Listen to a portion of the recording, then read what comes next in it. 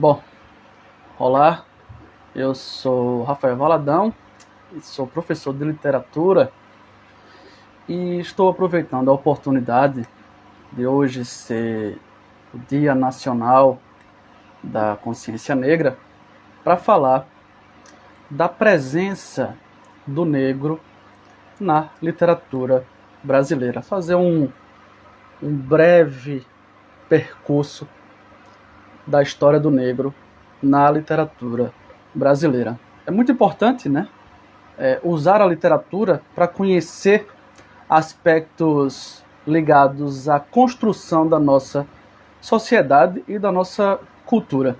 Por exemplo, né, se pensarmos que no Brasil há diversos tipos de racismo, né, o racismo existe no Brasil, é possível, através da literatura, conhecer um pouco das bases, né, dos fundamentos históricos e sociais do racismo, certo?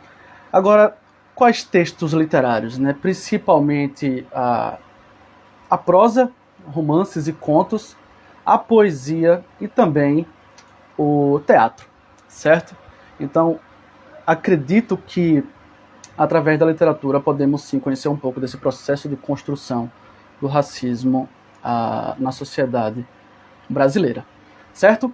Bom, aí já partindo aqui de um artigo do professor Domício Proença Filho, nós já nos deparamos com um fato bastante conhecido de todos, né, do negro ser uma figura marginalizada na literatura brasileira.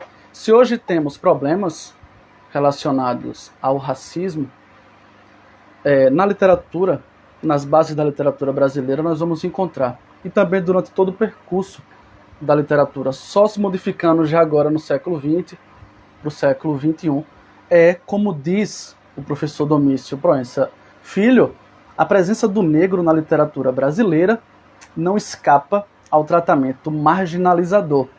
Ele conclui que, desde as instâncias fundadoras, marca a etnia no processo de construção da nossa sociedade e da nossa identidade também. E é daí que eu vou começar esse percurso histórico sobre a presença do negro na literatura brasileira, na literatura do romantismo. O romantismo aqui no Brasil teve um papel muito importante no processo de construção de uma identidade nacional. Não incluiu, e aqui tendo como exemplo principal a obra, em especial o Guarani e Iracema, de José de Alencar, são marcadas essas obras pela ausência do negro. E aí é um tanto quanto contraditório começar a minha fala sobre a presença do negro na literatura brasileira pela sua ausência lá na literatura do romantismo, o indianismo, aquela que buscava construir a identidade do brasileiro, acabou deixando de fora a figura do índio. Lembrando que, né, tanto o Guarani quanto Iracema, esse mito de criação do brasileiro se daria a partir principalmente da união entre o índio, o Guarani Peri e Iracema, com o português. Essa união que surgiria o brasileiro. Então, nessas duas obras fundamentais para a literatura brasileira, para a construção da nossa identidade, o negro acabou ficando de fora. Podemos encontrar justificativas para tal ausência, se pensarmos que o José de Alencar era um defensor da escravidão, tanto que escreveu cartas recentemente publicadas pela editora Edra, as cartas a favor da escravidão. Então aqui seria talvez um motivo, né, uma justificativa que nós temos, um dado do porquê o José de Alencar ter excluído a figura do negro nesse processo de construção da identidade nacional com os textos Guarani e Iracema, certo? É bom que fique claro também que a análise aqui é histórico-social, certo? Não estamos fazendo análise estética ou estilística do texto literário, certo? Falo isso para dizer que não nego, claro, as qualidades literárias dos autores. Aqui são meras constatações históricas e sociais, né? Da ausência do negro nessas duas obras que são fundadoras da literatura de fato brasileira, como nós conhecemos. Bom, depois, né, de José de Alencar, o próprio Domício Proença Filho faz uma diferenciação aqui como o negro aparece na literatura brasileira, né? Primeiro como objeto de análise, numa visão distanciada, ali de meados para o século XIX até os dias de hoje, e foi se modificando até se tornar, já no século XIX, sujeito, o negro como sujeito, né, numa atitude compromissada, certo? Então ele vai fazer essa divisão que eu vou seguir aqui para mostrar o negro como objeto de análise e o negro depois como sujeito engajado nas questões que envolviam esse grupo étnico. Bom, então, né, começando essa abordagem do negro como objeto, né, o autor, o Domício Proença Filho, vai fazer um levantamento de obras em que o negro aparece e quais a tipologia, quais são os nomes dados nessas figuras, né, como era o negro na verdade. Ele vai dizer, por exemplo, na obra como O Mulato, de Aloysio de Azevedo, vai ser o negro nobre, né, um filho de ex-escravo, mas que teve toda uma educação de elite, portanto, branca.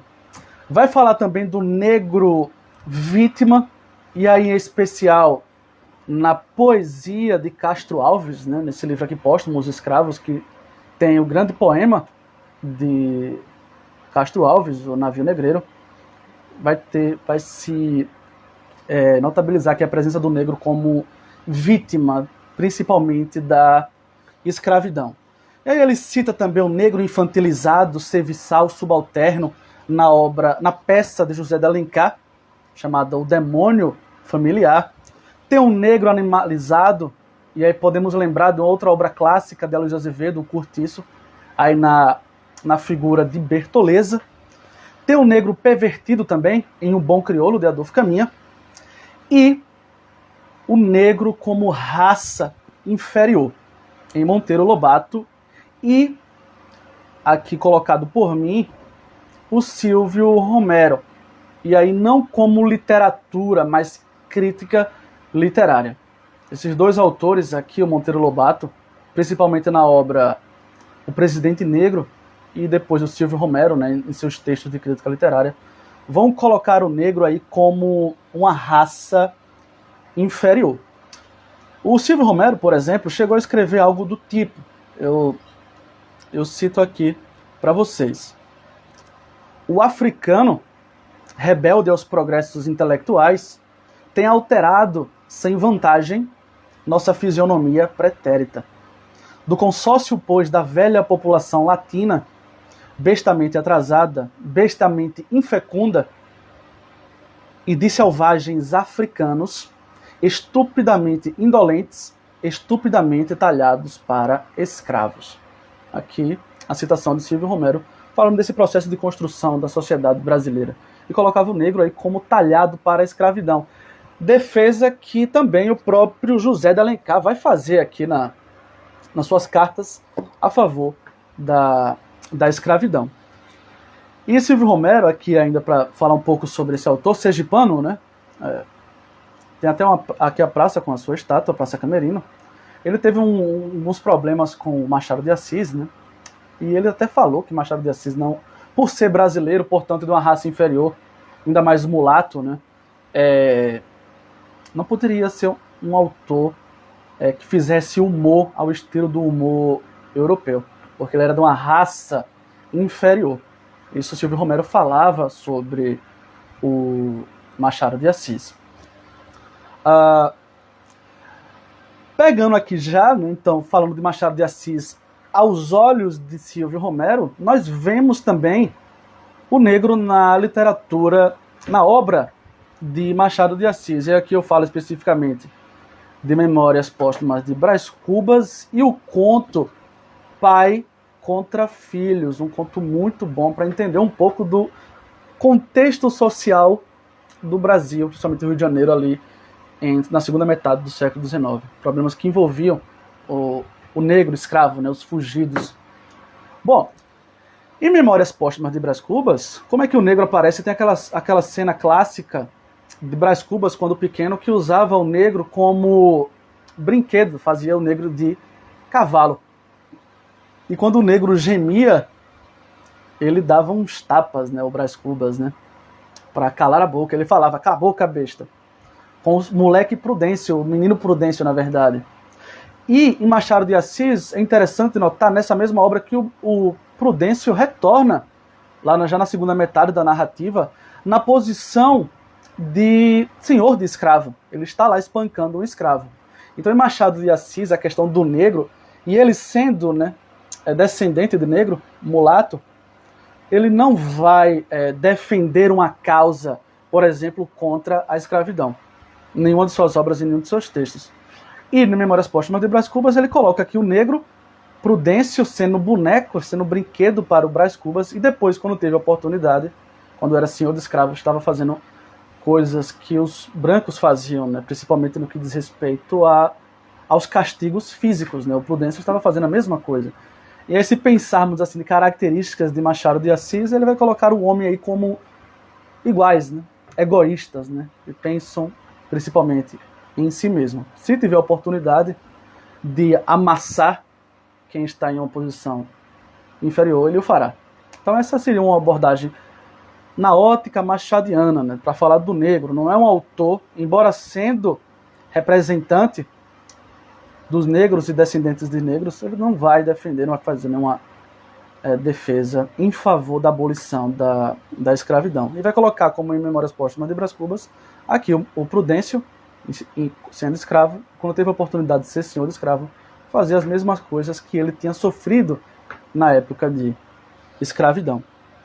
Bom, já aqui em Monteiro Lobato, voltando para a questão do negro como raça inferior, isso vai ser muito forte, principalmente na obra O Presidente Negro, né, uma ficção científica, um livro muito pouco comentado na escola, nas universidades, que merece a pena ser lido para conhecer um pouco desses ideais, né, principalmente de superioridade de raça, que teve força ali no final do século XIX e entrou no século XX até o advento extremo do nazismo. Então, nesse livro aqui, O Presidente Negro, uma ficção científica, o personagem, o narrador, ele conhece uma família que tem uma máquina, o porviroscópio, que leva as pessoas ao futuro. E esse futuro é nos Estados Unidos, numa eleição, no ano de 2200 e alguma coisa, não sei aqui, 2228. Olha, um grande salto ao futuro. E está havendo as eleições nos Estados Unidos, entre o candidato branco, uma candidata mulher e o candidato negro. E é quando o negro vai ganhar essas eleições, daqui de acordo com a narrativa. E é interessante notar, né, a perspicácia do Monteiro Lobato de antecipar várias discussões, não só do racismo, como do feminismo. Porque nas eleições estava ocorrendo a disputa, no início, entre o candidato negro, o branco e o feminino. E o feminino acaba ficando do lado do candidato branco, por questões mesmo de cor, né? Deixa até de lado os ideais feministas que elas defendiam, para ficar do lado do candidato branco. Bom, acaba que o candidato negro ganha, dá o nome do título, né? O Presidente Negro. E aí, segundo aqui os personagens, principalmente os brancos, e aqui vai ter cenas de convenções da raça branca, no quais os brancos vão defender muitas ideias perversas em relação à população negra. E vai dizer que a causa da decadência da sociedade americana naquele período foi por causa, principalmente, de não ter feito certas coisas, como a seleção, por exemplo, eugênica, né, das raças mais rápidas para a sobrevivência. E para eles, a raça branca era a raça melhor, superior. Então eles iam defender certas práticas que foram praticadas, por exemplo, pelos nazistas, né?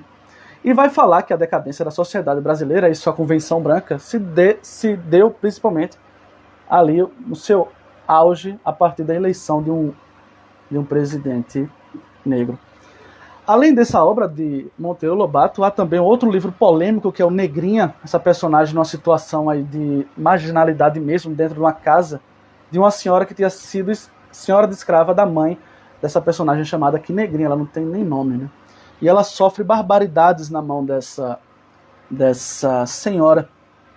E encontramos aqui nesse texto literário formas como as pessoas mencionavam apelidos que eram dados a essa personagem negra. Olha só, aqui um conjunto, um apanhado de apelidos horríveis que essa personagem sofria. Pestinha, diabo, coruja, barata descascada, bruxa, pata-choca, pinto gorado, mosca morta, sujeira, bisca, trapo, cachorrinha, coisa ruim, lixo. Não tinha não tinha conta o número de apelidos com que a mimoseava. Tempo houve em que foi bubônica. E aí ele continua dizendo que a Negrinha tinha gostado desse apelido. E ao perceber que ela tinha gostado, as pessoas pararam de chamar ela de bubônica. E em outra cena, ao remeter ao dia 13 de maio da abolição da escravidão, o narrador conta, falando sobre essa senhora. O 13 de maio tirou-lhe das mãos o azorrague, que era um tipo de... para bater. Mas não... de chicote, para bater. Mas não lhe tirou da alma a gana. Conservava a Negrinha em casa como remédio para os frenesis. Inocente derivativo. E ela fala, ai, como alivia boa gente uma boa roda de cascudos, ele chama aqui de cocres, bem fincados. Né? Tinha acabado a escravidão, mas os problemas relacionados a essa época ainda continuavam, retratado nesse conto de Monteiro Lobato, chamado Negrinha. Bom, e Monteiro Lobato é um assunto aí muito polêmico, né, principalmente da parte de 2010, que chegou até o STF, na tentativa de proibir textos de Monteiro Lobato nas escolas. E o ministro Luiz Fux disse que não poderia fazer isso, mas que ao tratar desses textos que fosse contextualizado, né? É algo que não pode se desconsiderar o contexto no qual essas obras foram publicadas. Clássicos aqui, Monteiro Lobato, muito conhecido pela literatura infantil, do Sítio do Pica-Pau Amarelo, escreveu Reinações de Narizinho, e logo no início nós podemos perceber, sim, esse teor racista, né, que não era considerado na época, mas sim consideramos hoje. Olha como ele se refere, por exemplo, a tia Anastácia. Tia Anastácia, negra de estimação, que carregou Lúcia em pequena. E Emília, uma boneca de pano bastante desajeitada de corpo. Então, vira e mexe, vão ter essas referências a tia Anastácia, né, com essa linguagem preconceituosa. Bom, mudando aqui esse lado, deixando agora de analisar o negro como objeto de análise, né, terminando aqui como raça inferior, principalmente em Silvio Romero e aqui na obra de Monteiro Lobato, vamos ver o negro como sujeito engajado. E aí começa a partir de um autor muito pouco falado, não só na escola como na universidade também. É tanto que você procura nos manuais, você não encontra nada a respeito do autor,